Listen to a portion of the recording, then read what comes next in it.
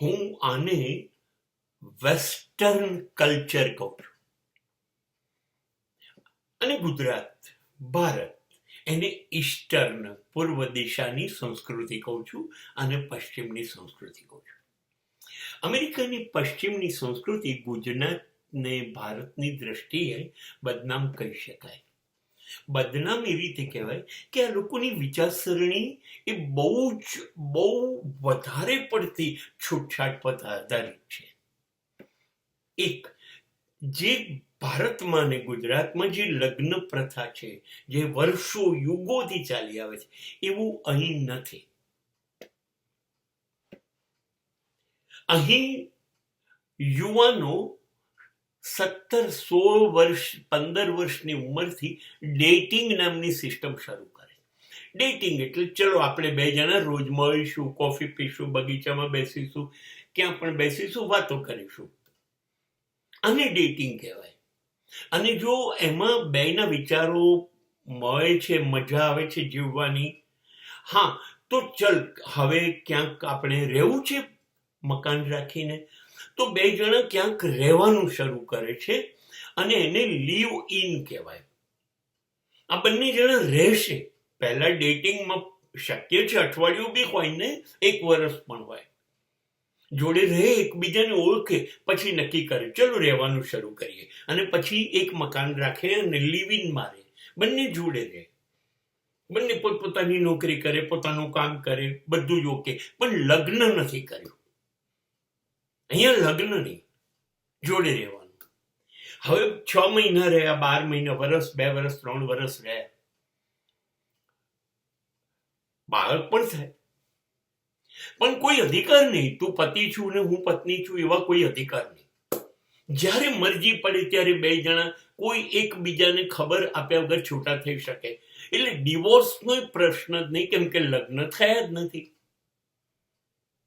એટલે એક આ આધુનિક છે જે ભારતમાં ક્યારેય આવ્યું નથી. હવે ખબર નથી, હવે ભારતમાં પણ ડેટિંગ શરૂ થઈ ગયું છે ને લિવિંગ પણ શરૂ થયું છે, ટકાવારી ઓછી છે. અમેરિકામાં લગભગ લિવિંગ ચાલે છે અને ડેટિંગ ચાલે છે. એક બીજી વાત એ છે અહીં મહત્વની કે તમે લિવિંગમાં છો કે તમે ડેટિંગમાં છો, કે માની લઈએ તમે પરણેલા છો, તો સ્ત્રીને પતિ સિવાય 1, 2, 3, 4, 5, 7 ગમે તે બોયફ્રેન્ડ હોઈ શકે ને એનો વાંધો પતિએ નહીં લેવાનો.